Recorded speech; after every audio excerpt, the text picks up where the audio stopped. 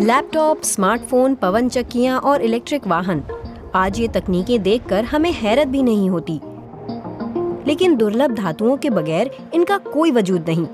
पर दुर्लभ धातुएं या रेयर अर्थ्स हैं क्या? रेयर अर्थ कहना थोड़ा असंगत है, क्योंकि असल में ये दुर्लभ मिट्टी नहीं बल्कि दुर्लभ धातुएं हैं, अपने विशुद्ध रूप में मौजूद। और ये यूं दुर्लभ भी नहीं है। पृथ्वी के क्रस्ट में तांबे की तरह ये भी खूब मिलती हैं, लेकिन विशाल भंडार ऐसी जगहों पर मुश्किल से ही मिलते हैं जहां खनन आसान हो। रेयर अर्थ शब्दावली यहीं से आई, क्योंकि इनका खनन आसान नहीं है। और भी मुद्दे हैं। इन धातुओं को निकालने के लिए विभिन्न एसिड इस्तेमाल किए जाते हैं और पीछे छूट जाता है प्रदूषित पानी, जिसमें रेडियो एक्टिव तत्व भी हो सकते हैं। पिछले साल दुनिया में दुर्लभ धातुओं का 2/3 से ज्यादा खनन अकेले चीन ने किया। चीन ने बरसों पहले ये निवेश करने का फैसला कर लिया था। चीन के बाद अमेरिका, ऑस्ट्रेलिया और बर्मा का नंबर आता है। इस क्षेत्र में हम दूसरों पर काफी निर्भर हैं, जैसे चीन पर। यूरोप और अमेरिका इस मामले में थोड़ा और आजाद होना चाहते हैं, लेकिन निकट भविष्य में वे पूरी तरह से तो आजाद नहीं हो पाएंगे। यूरोपीय संघ में हर साल 50 लाख टन इलेक्ट्रॉनिक उपकरण कचरे में फेंक दिए जाते हैं। तो क्या रिसाइकलिंग यूरोप की चीन पर निर्भरता कुछ कम करेगी? अभी तो नहीं।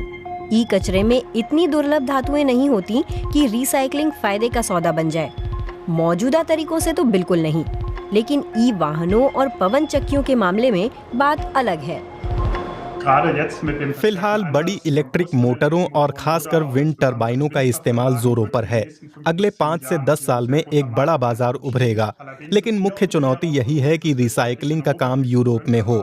फिलहाल यूरोप को ये तकनीक नहीं आती और फैसिलिटी की क्षमता भी नहीं है। तो आम तौर पर ये कचरा दक्षिण अफ्रीका चला जाता है या दक्षिण पूर्वी एशिया के देशों में, जैसे वियतनाम और मलेशिया, जहां उसकी प्रोसेसिंग की जाती है। फिर चीन उससे नया कच्चा माल बना देता है। इलेक्ट्रिक वाहनों के मोटर में एक खास चुंबक इस्तेमाल होता है। इसके उत्पादन के लिए यूरोप की फंडिंग से यूरोप की पहली फैक्ट्री एस्टोनिया में लगाई गई है। इन चुंबकों को दुर्लभ धातुएं चाहिए। यूरोप की ईवी इंडस्ट्री के लिए जरूरी है कि इन चुंबकों का उत्पादन यूरोप में ही हो। फैक्ट्री में पर्यावरण के कड़े मानक लागू किए जाते हैं।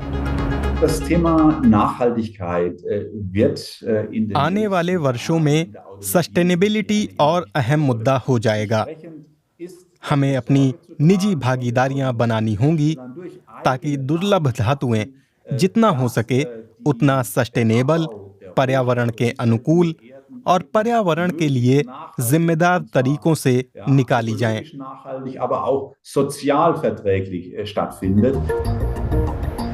इसीलिए पवन चक्की और इलेक्ट्रिक गाड़ी जैसे उत्पादों के निर्माता दुर्लभ धातुओं के गैर चीनी सप्लायरों से जुड़ना चाहते हैं, भले ही उन्हें ऊंची कीमत क्यों न चुकानी पड़े।